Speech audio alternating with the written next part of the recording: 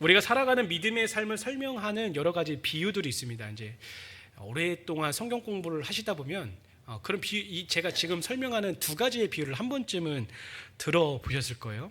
그 중에 하나는 의자의 비유. 믿음의 삶이 뭐냐라고 설명할 때 의자를 들어서 설명하는 게 있고, 또 다른 하나는 운전자의 비유입니다. 운전대를 누가 잡고 있느냐의 비유를 통해서 우리의 믿음의 삶이 본질이 무엇이냐 해서 예화를 들어서 설명하는 부분이 있습니다. 간단하게 말씀을 드리면 먼저 말씀드렸던 의자의 비유는 뭐죠? 그게 뭐냐면 모든 사람 마음의 중심에는 왕자의 자리, 보좌가 있습니다. 그 마음의 보좌에 누가 원래 앉아 있었냐면 자기가 앉아 있어요. 스스로가 주인이 되고 주도권을 가지고 인생을 계획하고 이끌어가는, 그리고 자신의 유익과 만족을 위해서 살아가는 자기가 앉아 있었습니다. 바로 내 인생의 주인은 누굽니까? 나. 그리고 내 인생의 주인이 나고, 모든 사람들이 어떤 삶을 꿈꾸냐면 모든 세상 만물이, 모든 인간관계가 나를 중심으로 돌아가기를 바라는 굉장히 지극히 개인적이고 이기적인 생각으로 갔었습니다. 우리도 그랬었어요. 그러니까 다른 사람을 바라보는 것도 내 중심적으로 바라보고, 다른 사람을 판단하고 다른 사람에게 말하는 것도 다 내 중심적으로, 내 감정에 말하고 평가합니다. 그렇게 자기가 중심이 되어서 살아가는데, 그러면 예수님을 믿는 삶은 무엇이냐? 그 보좌의 자리의 주인이 내가 아니라는 걸 깨닫게 되는 거예요. 우리가 죄인임을 깨닫고 하나님의 전능하심과 살아계심, 거룩하심을 깨달아서 예수 그리스도의 보혈로 통해서 이 보좌의 주인은 원래는 다른 사람인데 내가 거기에 죄로 인해서 앉아 있었구나, 그것을 깨닫고 내가 내려고 그 원래의 내 삶의 보좌의 자리에 누가 앉는 겁니까? 하나님이 앉는 게 믿음의 삶이다 라고 예화를 드는 거예요. 이게 성경 공부를 할 때나 구령 상담을 할 때 굉장히 많이 드는 예화 중에 하나입니다. 또 다른 예화가 있죠. 운전자의 비유입니다. 비슷합니다. 우리는 모두 인생이라는 길을 따라서 차를 몰고 있습니다. 그래서 예수님을 믿기 전에는 그 운전대를 누가 잡고 있었습니까? 내가 잡고 있었어요. 그래서 내 마음대로 가고 싶은 대로 가는 거예요. 내가 선택과 내 결정은 내가 원하는 대로, 내가 보기에 좋아 보이는 대로, 그리고 가장 성경적인 말로 넓고 편한 길로 가고 싶은 거예요. 운전대를 내가 잡고 있으니까. 하지만 믿음의 삶은 무엇입니까? 예수님을 믿고 난 후에 이 운전대는 내가 원하는 대로 가는 게 아니구나, 내 뜻대로 살아가지는 것이 아니구나, 모든 것을 결정하고 뜻대로 이끄시는 분은 하나님이시구나라는 것을 깨닫고 그 운전대를 누구한테 맡기는 겁니까? 하나님께 맡기는 게 믿음입니다. 믿음의 삶입니다 라고 예화를 많이 들고, 한 번쯤은 성경 공부를 하면서 들어보셨습니까? 들어보셨을 법한 그러한 내용입니다. 그렇습니다. 이러한 비유를 통해서 우리에게 주는 핵심적인 교훈은 한 가지입니다. 그게 뭐냐면 믿음의 삶이 뭐냐, 믿음의 삶의 본질이 뭐냐, 한마디로 주도권입니다. 내 인생의 주도권을 누구에게 주는가 그것이죠. 바로 내 인생의 주도권을 더 이상 내 스스로가 아닌 나를 핏값 주고 사주신 하나님께 드리는 것, 내 삶을 내 뜻과 내 계획대로 이끌어가는 것이 아니라 나의 주인 되시는 하나님께 맡겨드리는 것, 그게 믿음의 시작이자 믿음의 끝입니다. 이게 가장 중요한 본질이에요. 믿음의 삶이 뭐라고 하냐? 주도권의 싸움입니다. 그렇다면 사랑하는 성도 여러분, 질문을 드리고 싶습니다. 물론 우리가 매 순간 그 주도권을 내가 붙잡고 있는 것은 아닐 거예요. 때로는 하나님께 내어드리고 있지만 때로는 또 내가 잡을 때도 있습니다. 그러면 지금 오늘을 살아가고 오늘 그리고 올 한 해 우리 성도님들의 인생의 주도권을 누구에게 내어드렸습니까? 여전히 나에게 주어진 이 시간 속에서 내가 내 삶의 주도권을 쥐고 있으셨습니까? 아니면 나의 참된 주인 되시고 내 모든 인생의 인도자 되시는, 목자 되시는 하나님께 내어드리셨습니까? 우리가 2026년을 6개월 살았습니다. 6개월의 삶을 한번 뒤돌아보십시오. 우리 성도님들의 인생의 주도권은 누구이셨습니까? 제가 바라봤을 때 현재를 살아가는 우리뿐만 아니라 모든 현대의 그리스도인들의 가장 큰 문제점은 바로 이 주도권 싸움에서 많이 지고 패배하고 있다라는 거예요. 말로는 하나님은 나의 주인이십니다. 말로는 하나님은 나의 완전하신 목자이십니다 라고 입으로는 말하지만 실질적인 삶에서 하나님의 하나님께 내 인생의 주도권을 내어드리는 것이 아니라 단지 우리는 하나님을 어떻게 하냐면 내 인생에서 부려먹는 듯이 내가 필요할 때, 내가 급할 때, 혹은 내가 어떠한 것이 요구되어질 때 하나님께서 나에게 이런 것을 해주셔야 되는 존재, 나를 위로해 주셔야 되고 나를 보호해 주셔야만 하는 존재 정도로만 여기는 거예요. 그러니까 하나님을 부리는 거예요. 부린다라는 거예요. 하지만 하나님은 그런 하나님이 아니라 온전히 내 삶의 모든 주도권을 내어주시고 내 삶의 참된 주인이 되셔야 됩니다. 이게 뭐라고요? 믿음입니다. 믿음의 삶의 본질이에요. 그러면 방금 말씀드렸던 것처럼, 그리고 방금 앞에서 비유로 말씀드렸던 것 같이 진정으로 하나님을 내 삶의 주인으로 삼아서 내 삶의 모든 주도권을 주님께 내어드리는 삶, 그래서 진짜 하나님이 주인 되시는 삶, 진짜 믿음의 삶을 살기 위해서 우리에게는 어떠한 자세가 필요할까요? 오늘 말씀을 통해서 함께 나누고 교훈받기를 원하는데요, 내 삶의 주인이신 하나님이라는 제목으로 함께 말씀을 나누도록 하겠습니다. 첫째로, 하나님이 내 삶의 중심이 되셔야 됩니다. 첫째로, 하나님이 내 삶의 중심이 되셔야 합니다. 앞서서 말씀드렸던 것처럼 2026년을 시작한 지가 엊그제 같은데 벌써 7월 달입니다. 추웠던, 원래 한 해는 겨울로 시작하죠. 겨울로 시작합니다. 겨울로 시작하죠. 겨울이 지나고 이제 봄이 지나고 이제 정말 걱정이 앞서는 여름이 되었습니다. 우리가 이렇게 비 오기 전에 한 2, 3일 엄청 더웠잖아요. 근데 이 비가 끝나면 또 그렇게 엄청 더위가 찾아올 건데 이제 땀이 흐르는 이제 여름이 본격적으로 시작되었습니다. 제가 느끼기에도 이렇게 세월이 빠른데 우리 성도님들 세월이 얼마나 더 빠르실지 감도 안 옵니다. 정말 빠르게 인생이 지나가실 것 같다고 생각이 듭니다.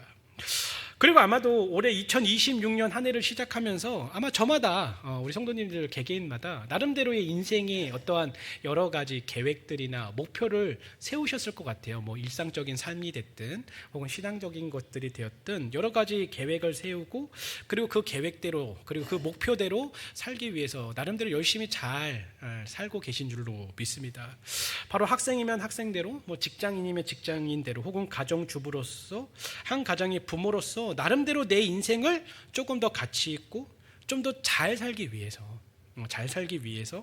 그리고 내 가정이 조금 더 잘 되기 위해서, 혹은 내 자녀가 조금 더 잘 되기를 바라는 마음에서 어떤 우리가 목표를 정하고, 내가 올해는 내가 이런 것들을 좀 해봐야겠다, 내 자녀를 위해서 이런 것들을 조금 더 도와줘야겠다, 혹은 내 남편 혹은 내 부인을 위해서 내가 이런 것들을 좀 노력해봐야겠다, 아니면 내 신앙을 위해서 이런 것들을 해봐야겠다, 뭐 여러 가지 계획을 갖고 목표를 가지고 사셨을 줄로 믿습니다. 그래서 어린 왕자의 소설을 쓴 유명한 작가 생텍쥐베리가 있죠. 그 사람이 이런 유명한 말을 했습니다. 계획 없는 목표는 희망일 뿐이다. 그러니까 목표가 있고 그것을 이루기 위해서는 반드시 뭐가 있어야 되냐면 계획이 있어야 된다는 거예요. 계획이 있어야지만이 그 목표를 이룰 수 있고, 계획이 없다면 그냥 희망상, 그냥 구름처럼 사라지는 희망일 수밖에 없다라고 말을 했습니다. 그렇습니다. 이 계획이라는 것은요, 우리의 삶에 반드시 있어야 됩니다. 목표를 이루기 위한, 그리고 가장 중요한 수단 중에 하나예요. 그렇기에 우리는 더 높고 위대한 목표를 이루기 위해서 노력합니다. 그리고 이러한 거창한 것이 아니더라도 단지 내 인생, 내 가정, 내 삶의 터전이 조금 더 잘 살았으면 좋겠어요. 엄청난 성공이 아니더라도 조금 더 잘 됐으면 좋겠어. 내 건강이고, 혹은 내 자녀고, 혹은 내 부부 관계가 됐든, 혹은 가족의 관계가 됐든 좀 더 잘 됐으면 좋겠다. 그거 잘됨을 위해서 목표를 정하고 계획을 세워서 실천하는 삶이 되어야 된다라는 것이죠. 그리고 오늘 본문에서 야고보 선생은 그러한 관점에서 한 사람, 어떤 사람인지 모르겠지만 한 사람의 멋진 계획, 인생의 멋진 계획을 우리에게 소개시켜주고 있는 것을 보게 됩니다. 한번 13절을 보시기 바랍니다.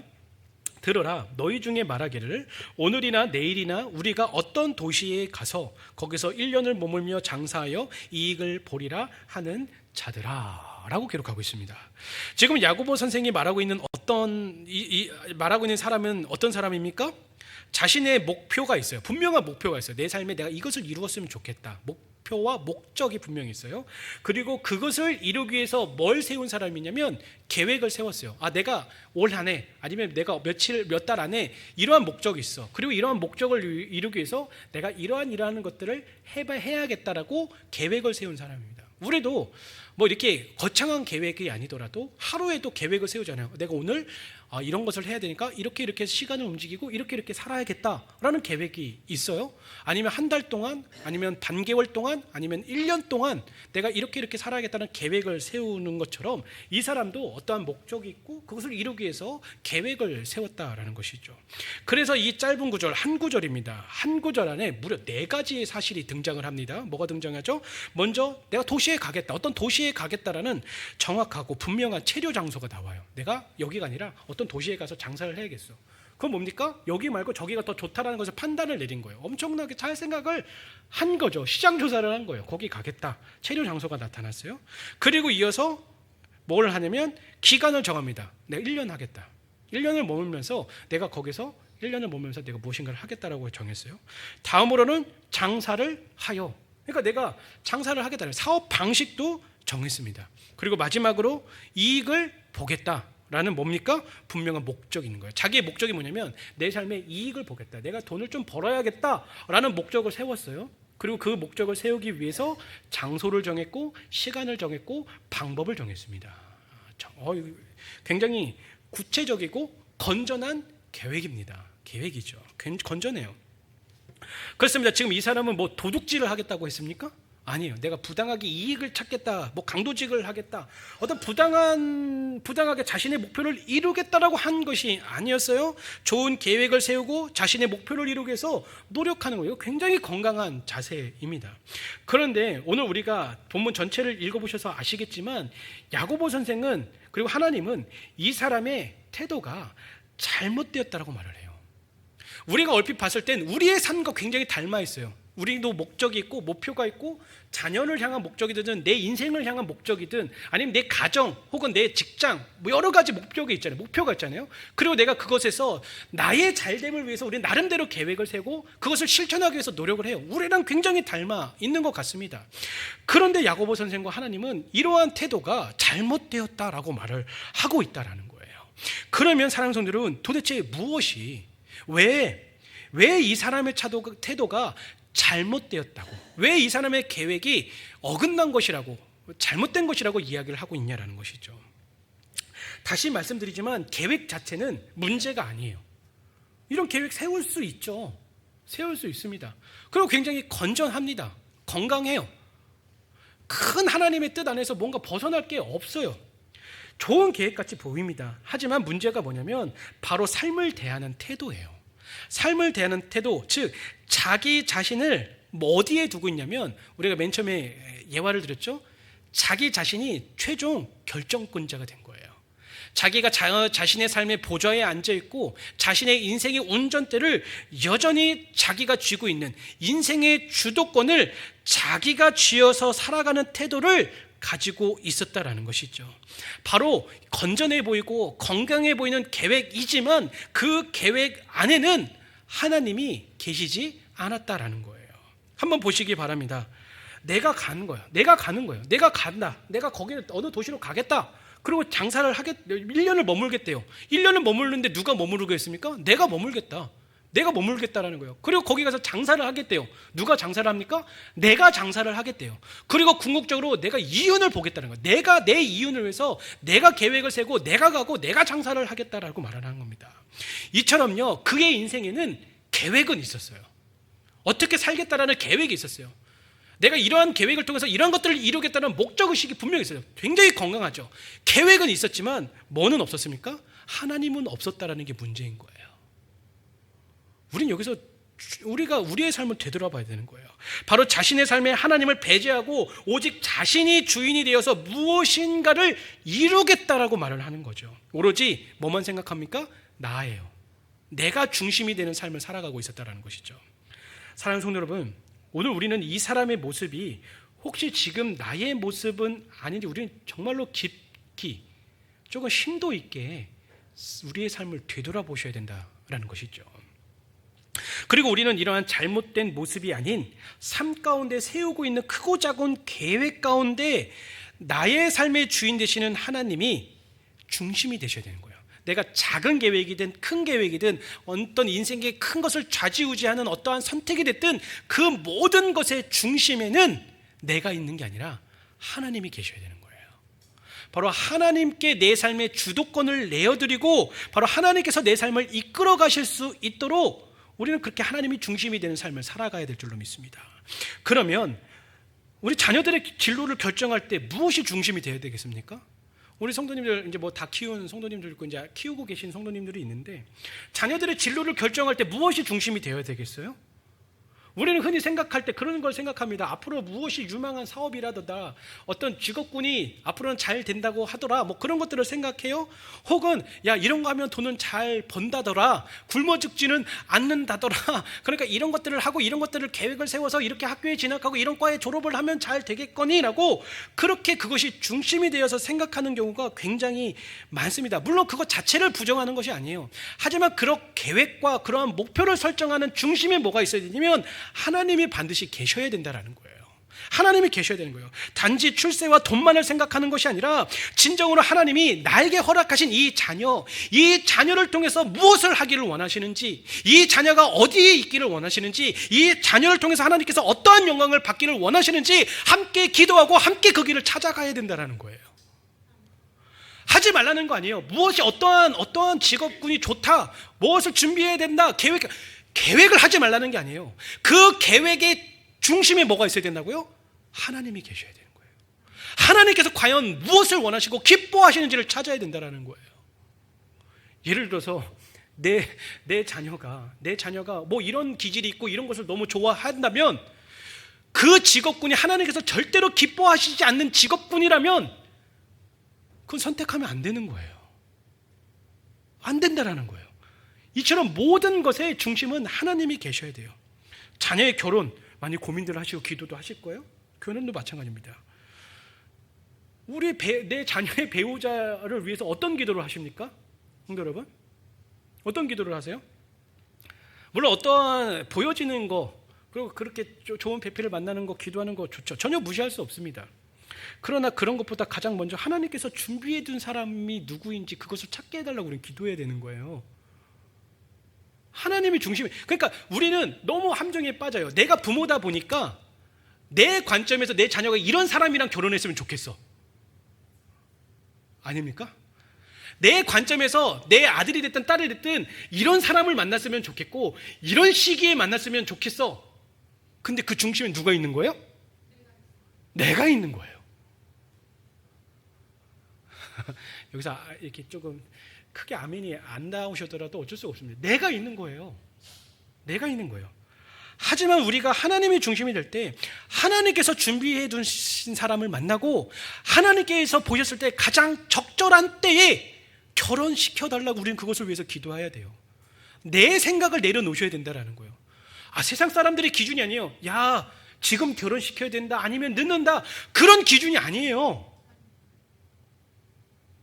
그 기준이 아니라 세상 사람들의 기준, 뭐 지금 결혼 안 하면 평생 혼자 늙어 죽을 것 같은 그런 두려움이 아니라 우리가 기도해야 되는 것은 하나님께서 정해두신 배필이 분명히 있을 것이라는 것을 믿고 하나님의 때에 그 배필을 만나고 가장 좋은 때에 결혼해서 아름답고 행복한 믿음의 가정을 이루어달라고 하나님의 중심이 되는 기도를 하셔야 된다는 거예요.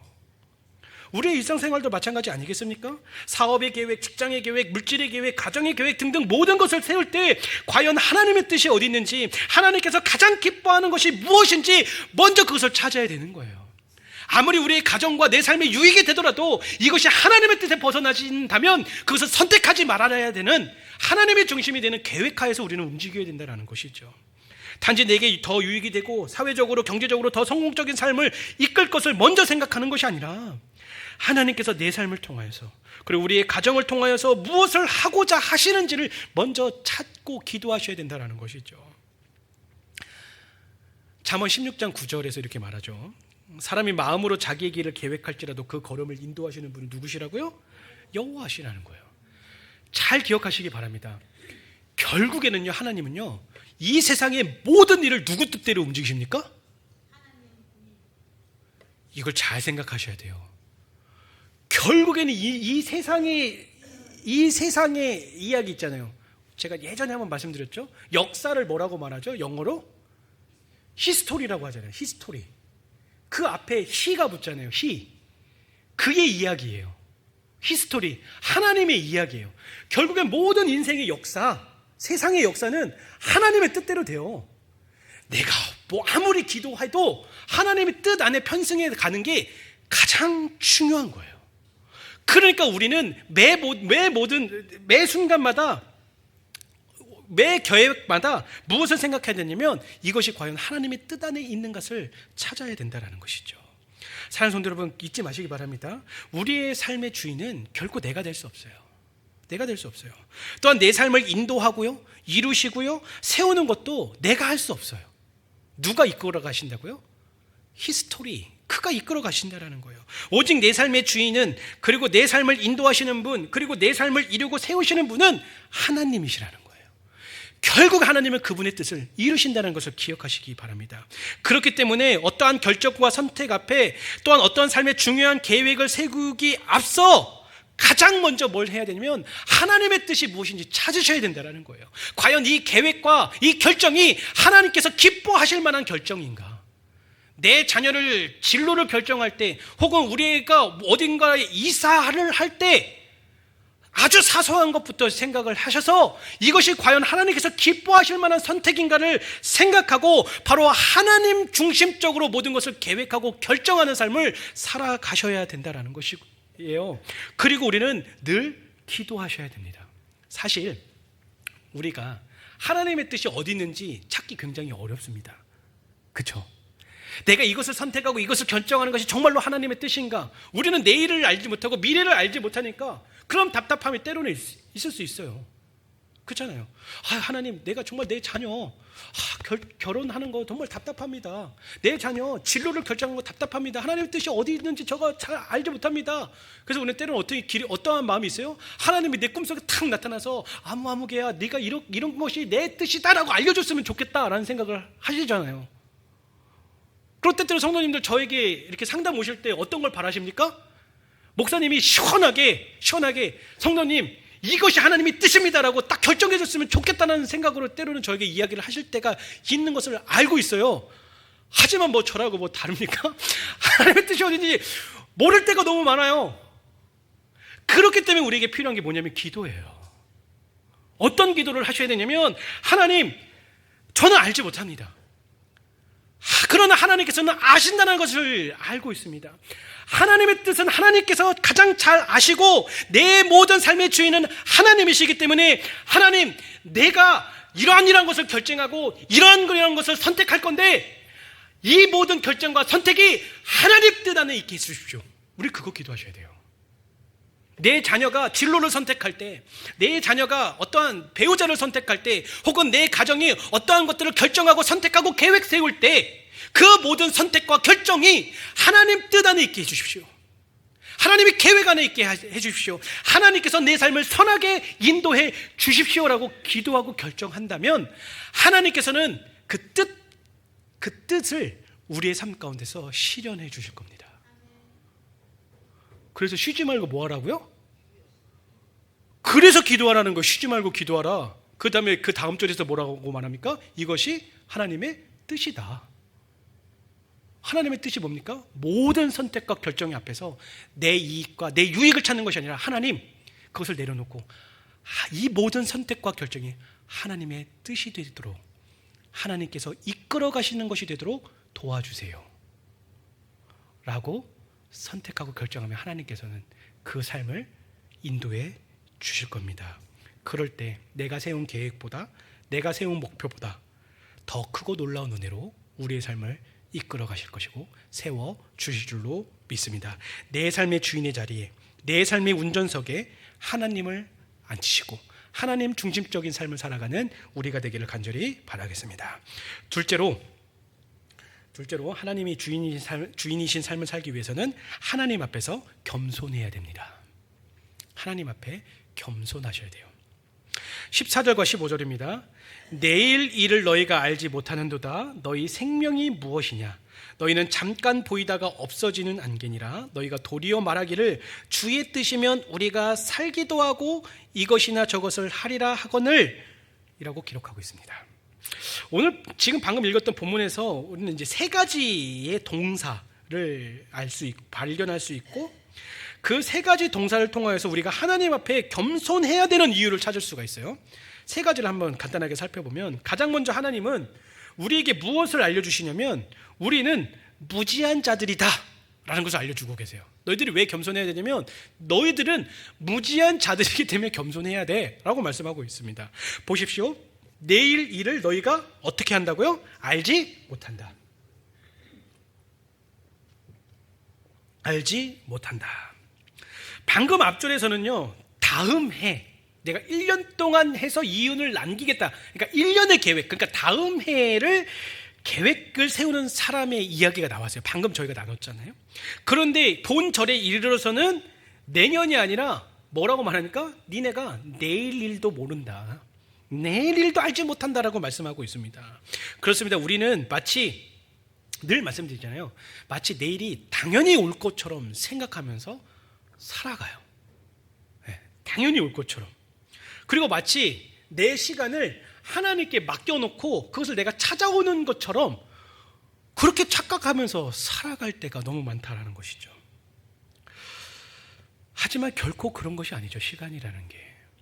우리는 내일 일, 무슨 일이 일어날지 모릅니다. 오늘 평안하다가도 하루아침에 힘들어지는 게 인생이고, 오늘 너무 힘들다가도 하루아침에 바뀌는 게 평안한 게 인생이. 우리는 우리의 인생에 대해서 아무것도 알지 못합니다. 못해요. 무지한 자들이에요. 그렇기 때문에 이 사실 하나만으로도 우리가, 하나님은 시간을 창조하신 분이에요. 이 시간의 개념이 굉장히 신기하긴 하지만 시간을 창조해 주시고, 그 시간을 창조하셨을 뿐만 아니라 그 시간을 주관하시기도 하시고, 가장 결정적인 게 뭐냐면 그 시간을 할당하세요. 그렇잖아요. 하나님의 시간 속에 우리에게 너는 80년, 너는 100년, 너는 90년 누가 할당해 주셨습니까? 내가 할당 받았습니까? 내가 노력해서 그것을 얻었습니까? 하나님께서 할당해 주세요. 그렇기 때문에 우리는 그 모든 것 앞에서 겸손할 수밖에 없어요. 우리는 건강하게 한 90살, 100살 살았으면 좋겠다라고 생각하지만 우리는 몰라요. 할당자 되시는 하나님만 아신다라는 거예요. 그래서 우리는 하나님 앞에 겸손할 수밖에 없죠. 다음으로 하나님은 우리에게 뭐라고 말씀하시냐면 너희들의 인생은 연약하다. 우리의 연약함에 대해서 말해주고 있습니다. 다음에 뭐라고 말합니까? 너희 생명이 무엇이냐? 너희는 잠깐 보이다가 없어지는 안개니라. 여기서 하나님께서는 우리의 생명을 안개와 비유하고 있습니다. 그럼 왜 안개일까요? 안개는 분명히 존재합니다. 그러나 오래 머물지 못한다라는 거예요. 잠시 보이다가 햇빛이 비추면 흔적도 없이 사라지는 게 뭡니까? 안개예요. 정말로 안개가 자욱하게 끼면 단 눈앞도 잘 안 보이는 게 안개예요. 이거 안개 큰일 났다 했는데 해가 뜨기 시작하죠? 그러면 그 자욱했던 안개, 그 짙은 안개가 흔적도 없이 사라져요.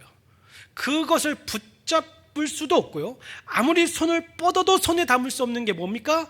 안개입니다. 안개예요. 하나님께서는 우리의 인생, 우리라고 하면 좀 그렇지만 나입니다. 나의 인생이 그렇다라고 말씀하시는 거예요. 우리는 마치 이 땅에서 영원히 살 것처럼 착각하면서 살아갑니다. 건강도 젊음도 지금 누리고 있는 삶이 계속될 것처럼 생각하면서 살아간다라는 것이죠. 그러니까 계획을 세우는 거예요. 내일이 있을 것 같으니까. 내가 한 50살까지 50살을 넘으셨습니까? 70살까지 80살까지 90살까지 살 것처럼 나는 우리 어르신들이 저희가 종종 그런 얘기를 해요.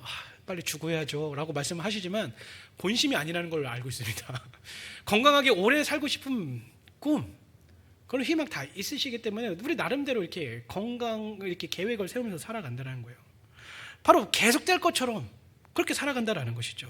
그래서 무엇이든지 내 뜻대로 할 수 있는 것처럼 계획하고 무엇이든지 내가 이뤄낼 수 있는 것처럼 그렇게 살아간다라는 것이죠. 그럼 사랑하는 성도 여러분, 제가 질문 드릴게요. 인생이 정말 그렇습니까? 저보다 이제 인생을 더 사셨으니까 정말 인생이 그런 겁니까? 우리는 누구보다도 스스로가 잘 알고 있습니다. 인생이 그렇지 않다라는 거. 우리가 아무리 붙잡으려고 해도 시간은 흘러가요. 공평하신 하나님께서 가장 공평하게 주신 것 중에 하나가 시간이잖아요. 그렇잖아요. 근데 그 공평함 때문에 그 누구도 그 시간을 붙잡을 수 없습니다. 없어요. 아무리 젊음을 붙잡으려고 해도 세월은 지나가요. 지나갑니다. 아무리 많은 것을 소유하려 해도, 혹은 그렇게 소유했을지라도 언젠가는 모든 것을 내려놓고 하나님 앞에 서게 될 날이 반드시 있다라는 거예요. 반드시 있다라는 거예요. 그래서 마지막으로, 그렇기 때문에 우리가 의존해야 할 대상이 누구인지 하나님은 알려주십니다. 마지막에 뭐라고 말합니까? 주의 뜻이면 우리가 살기도 하고 이것이나 저것이나 할 수 있다. 뭐면요? 주의 뜻 안에서 모든 것이 이루어진다는 거예요. 바로 우리의 삶의 모든 것은요, 오직 주님의 뜻대로, 즉 주님의 통치하심 아래에서 이루어지기에 우리가 의존할 분은 오직 하나님이라는 것을 깨달아야 된다는 것이에요. 그렇습니다.